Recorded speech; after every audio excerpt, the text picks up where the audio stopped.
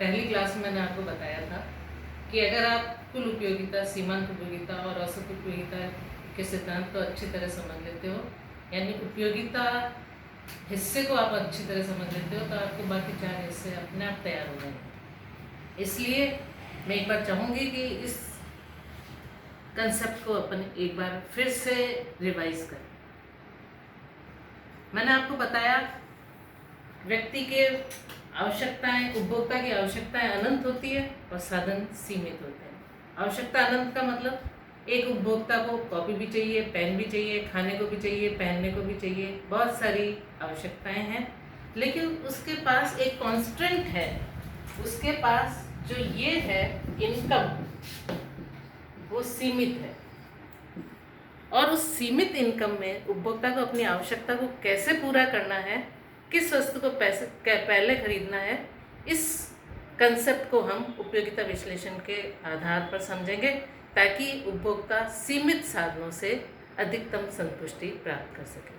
साथ साथ आपको ये भी जानना जरूरी है कि जैसे जैसे आप किसी वस्तु का प्रयोग करेंगे, पहली इकाई से दूसरी इकाई लेते ही उस वस्तु से प्राप्त होने वाली उपयोगिता कम हो जाएगी। जैसे आपको कॉपी भी चाहिए और पेन भी चाहिए, तो आप मान लो आपको 4 कॉपी चाहिए और 1 पेन चाहिए, तो आप 4 कॉपी चाहिए और 4 पेन चाहिए मान लीजिए, और आपके पास रुपए 10 हैं, तो आप क्या करोगे? पहला रुपया जो ज़्यादा आवश्यक वस्तु है उस पर खर्च करोगे, दूसरा रुपया फिर आपको दूसरी कॉपी की ज़रूरत है तो उस पर खर्च करोगे, तीसरा रुपया कॉपी पर खर्च ना करके पेन लोगे, क्योंकि रुपए आपके पास 10 ही हैं और इस 10 रुपये में आपको कॉपी और पेन दोनों खरीदने हैं।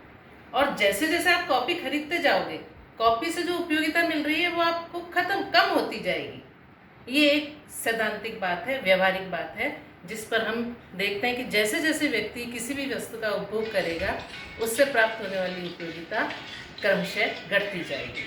इसे हम फिर मैथमेटिकल और ग्राफिकल एग्जाम्पल से समझने की कोशिश करेंगे। मैंने कल आपको एक एग्जाम्पल दिया था जिसमें कुल उपयोगिता शुरू में बढ़ती है और फिर घटती है, अधिकतम होती है। कुल उपयोगिता शुरू में बढ़ती हुई दर से भी बढ़ सकती है और घटती हुई दर से भी बढ़ सकती है, उसके बाद वो अधिकतम होती है और उसके बाद गिरने लगती है। तो इस एग्जाम्पल को हम फिर से आज समझने की कोशिश करेंगे।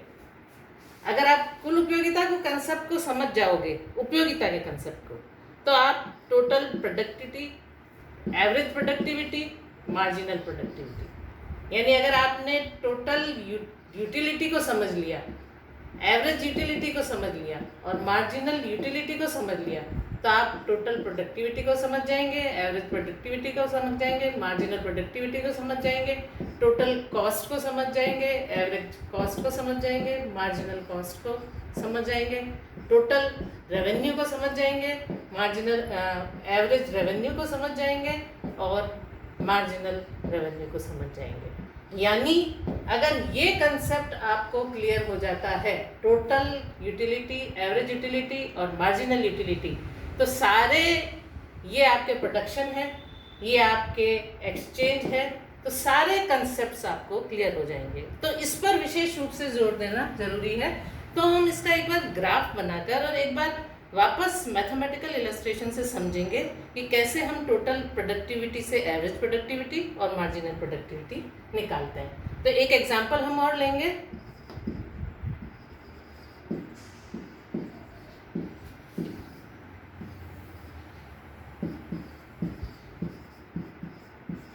एक्स वस्तु उपभोक्ता कंज्यूम कर रहा है, उसकी 6 इकाइयां कंज्यूम कर रहा है, उससे प्राप्त होने वाली उसको उपयोगिता, टोटल यूटिलिटी ऑफ एक्स वस्तु से प्राप्त होने वाली कुल उपयोगिता मान लीजिए उसकी निम्न प्रकार से है। पहली यूनिट से उसको 40 इकाई के बराबर उपयोगिता मिलती है, दूसरे से 70, तीसरे से उसको 95, चौथे से मान लीजिए उसको 105 इकाई के बराबर उपयोगिता मिलती है, पांचवें से भी 105 और छठे से 95, सातवीं इकाई x की उपभोग करने पर उसको 75 यूनिट्स उपयोगिता मिलती है। अब इस चीज का आप अच्छे से समझ लीजिए। उपभोक्ता को x वस्तु की 7 इकाइयां उपयोग करनी है। पहली इकाई से उसको 40 के बराबर उपयोगिता मिल रही है, 40 इकाई के बराबर मिल रही है। दूसरी x वस्तु से उसको 70, तीसरे से 95, चौथे से 105, पांचवे से भी 105, छठी से 95 और सातवें से 75। आप देखो कुल उपयोगिता बढ़ रही है, मैक्सिमम हो गई, स्थिर हो गई, उसके बाद घट रही है और घट रही है। यानी इस सीमा पर उपभोक्ता 5वीं इकाई के बाद अगर उपभोक्ता x वस्तु को और प्रयोग करता है तो उससे प्राप्त होने वाली उपयोगिता घट जाएगी, और ऐसी स्थिति में वो क्या करेगा, x वस्तु की जगह y वस्तु करेगा, क्योंकि उपभोक्ता के पास साधन सीमित है, इनकम सीमित है।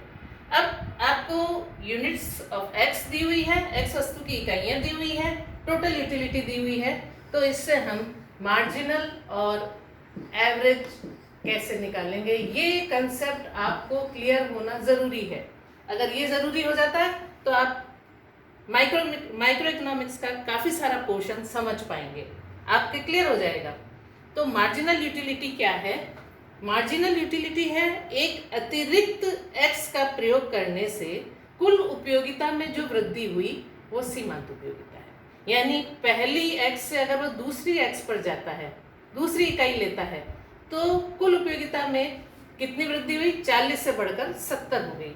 तो सीमांत उपयोगिता कितनी हो गई, दूसरी इकाई पे 30, तीसरी इकाई पर 70 से बढ़कर 95 हो गई, दूसरी से तीसरी इकाई हो गई ना, एक अतिरिक्त इकाई, तो इसमें कितनी वृद्धि हुई, 25। फिर चौथी पे 10 की वृद्धि हुई, पांचवी पर कोई वृद्धि नहीं हुई, यानी ये मैक्सिमम सैचुरेशन पॉइंट है उपभोक्ता का। इसके बाद अगर वो वस्तु का प्रयोग करता है तो कुल उपयोगिता उसकी घट जाती है, यहाँ पर -10 हो गई और यहाँ उसके -20 हो गई। यानी कुल उपयोगिता के संदर्भ में हम सीमांत उपयोगिता को देखें तो सीमांत उपयोगिता घटती है, 0 होती है और उसके बाद ऋणात्मक हो जाती है। अब कुल से हमने सीमांत को कैसे निकाला, इसका फॉर्मूला है marginal utility of x is equal to, या तो आप ये वाला चेंज यों बना दीजिए, या हमने कल बनाया था total utility of x upon change in units. Change in total utility of x is equal to, ये कहलाएगा कुल उपयोगिता में परिवर्तन, यानी कुल उपयोगिता में परिवर्तन बटा इकाई में परिवर्तन बटा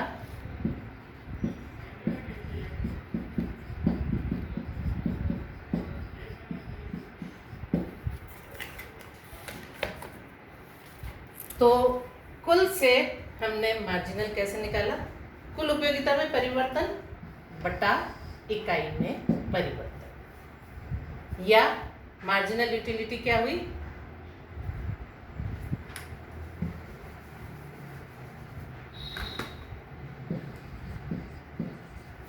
मार्जिनल यूटिलिटी क्या हुई, कुल उपयोगिता में परिवर्तन बटा इकाई में परिवर्तन, यानी change in total utility of x upon change in units.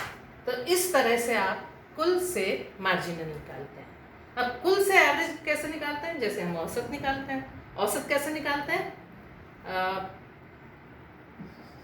Average utility of x is equal to total utility of x बटा यूनिट्स, यानी कुल उपयोगिता में इकाई का भाग देने से जो आता है वो सीमांत, वो औसत उपयोगिता है।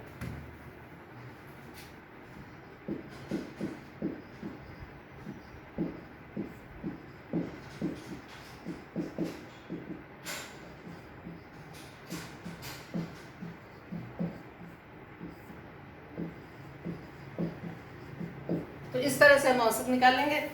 पहली इकाई का 40 में भाग देंगे, 40 आएगा। फिर इस तरह से भाग देते जाइए, दूसरी इकाई का 70 में भाग दिया तो 35 आया, तीसरी का दिया हमने 95 में,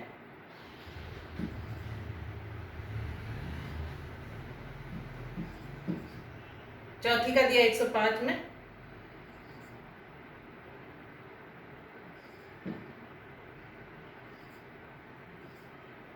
पांचवी का दिया 105 में, छठी का दिया हमने 95 में,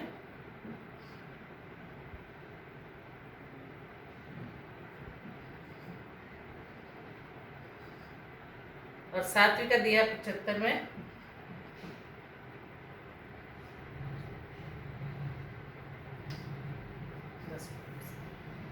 ये कुल उपयोगिता, सीमांत उपयोगिता और औसत उपयोगिता हम गणितीय उदाहरण से हमने निकाला। इसी गणितीय उदाहरण का हम डायग्राम बनाएंगे।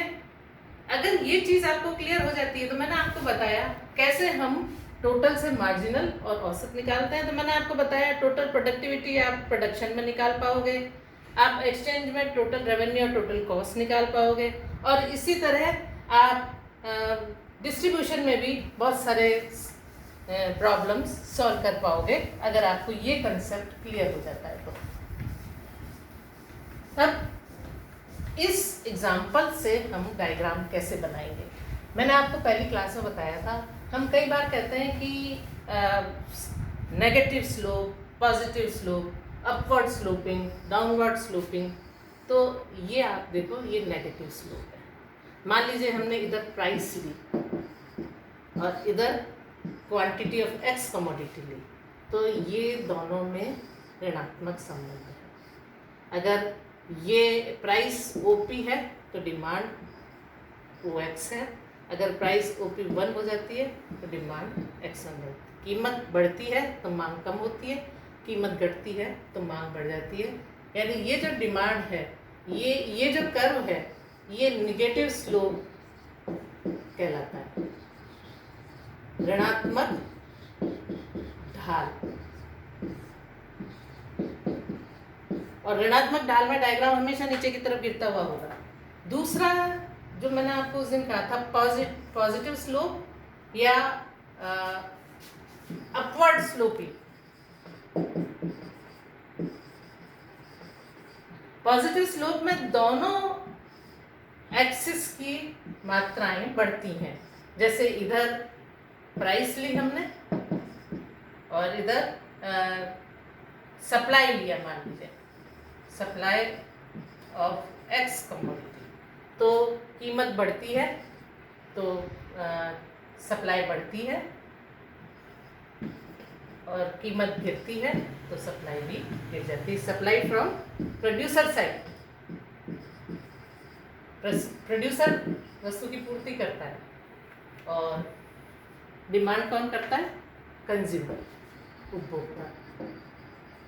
तो ये दो तरह के डायग्राम है, नेगेटिव स्लोप, पॉजिटिव स्लोप। ये चीज़ें आपको आनी चाहिए। अगर ये बोला जाता है कि नेगेटिव स्लोप है, डाउनवर्ड स्लोपिंग है, तो इसका मतलब है दोनों में ऋणात्मक संबंध है, एक बढ़ रहा है तो दूसरा घटेगा। अब उस डायग्राम से, उस एग्जाम्पल से हम डायग्राम बनाएंगे। एक्स की आपने 7 यूनिट लिए ना, 1 2 3 4 5 6 7 क्वांटिटी ऑफ एक्स कमोडिटी। और वाई एक्सिस पर आपने, ये तो आपका ओ एक्स एक्सिस हो गया ना, 1 2 3 4 5 6 7, और एक्स एक्सिस पर आपने लिया है टोटल यूटिलिटी, एवरेज यूटिलिटी और marginal utility of x commodity. ये आपने इकाइयाँ ली हैं। आपका मैक्सिमम है 105, तो 20 40 60 80 100, तो 105 आ जाएगा। 20 40 60 80 100 और 120। डायग्राम बनाने आने चाहिए हमें, कैसे बनाने हैं। अब पहली इकाई पर कुल उपयोगिता 40 है, ये हो गया 40। दूसरी इकाई पर 70, तो ये हो गया 70। ठीक है, तीसरी इकाई पर 95, तीसरी इकाई इधर से लो, 95 इसका, ये 90, ये 95, ये 95 हो गया। चौथी इकाई पर 105, ये आधा 110 और इसका आधा 105, ये 105। पाँचवीं पे भी 105, छठी पे 95, 95 आ गया, ये 90 और ये 95, ये छठा है आपका 95 और सातवें में आपके हैं 75, 70 और 75। इन सब पॉइंट्स को आप मिला लो तो ये आपका टोटल प्रोडक्टिविटी, यूटिलिटी आ जाएगी। ठीक है, क्लियर है? इन सब बिंदुओं को मिलाएंगे तो हमारे टोटल यूटिलिटी। अब हम मार्जिनल कैसे निकालेंगे? मार्जिनल पहली इकाई पे नहीं है, दूसरी पे 30 है, ये आपकी 30 हो गई। तीसरी पे 25 है,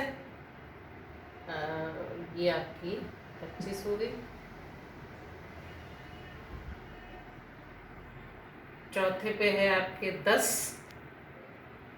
ये आपकी 10 हो गई। फिर आपके 0 हो गई। फिर -10, इसको माइनस एरिया में ले जाएंगे, 20 है तो -10 करीब करीब आपके यहाँ आ जाएगा और -20 आपके यहाँ आ जाएगा। तो मार्जिनल यूटिलिटी आपके क्या हो गई? 30 से शुरू होगी, तो आप 30 से मार्जिनल यूटिलिटी करेंगे।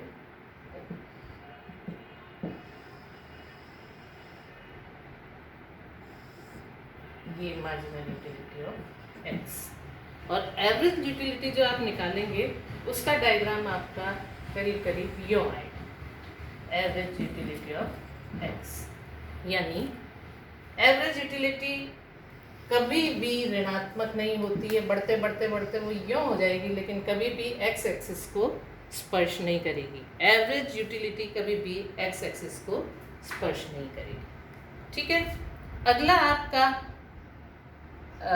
इसी से संबंधित है। आपको कई बार पूछा जाता है एग्जाम में कि कुल उपयोगिता और सीमांत उपयोगिता के बीच में संबंध को बताइए, तो आप क्या कहेंगे? कुल उपयोगिता शुरू में बढ़ती है, अधिकतम होती है और गिरती है जिस बिंदु, जबकि सीमांत उपयोगिता बढ़ के भी घट सकती है एक आध इकाई में, या शुरू से गिर भी सकती है। जहाँ कुल उपयोगिता अधिकतम होती है, कुल उपयोगिता जहाँ अधिकतम है वहाँ सीमांत उपयोगिता 0 है, और जहाँ कुल उपयोगिता गिरेगी वहाँ सीमांत उपयोगिता ऋणात्मक हो जाएगी। तो ये संबंध है कुल उपयोगिता और सीमांत उपयोगिता में। अब हम law of diminishing marginal utility पढ़ेंगे। आप देखो, मार्जिनल यूटिलिटी घटती हुई होती है, और घटती हुई क्यों होती है? तो इसके लिए हम law of diminishing marginal utility का अध्ययन करेंगे। Law of diminishing marginal utility हम कल की क्लास में देखेंगे। आप इस कंसेप्ट को बहुत अच्छी तरह क्लियर कर लीजिए, क्योंकि मैंने आपको बताया कि जब हम और भी टॉपिक्स पढ़ेंगे, इसमें कम से कम आपके 4-5 टॉपिक्स हैं। अगर आप प्रोडक्टिविटी पढ़ेंगे तो भी आप यही सब कुछ पढ़ोगे, इसी तरह से पढ़ोगे, और जब आप एक्सचेंज पढ़ोगे तो भी इसी तरह से आगे पढ़ोगे। तो इस कंसेप्ट को आप बहुत अच्छी तरह से क्लियर कर लीजिए। ओके, नेक्स्ट हम कल पढ़ेंगे।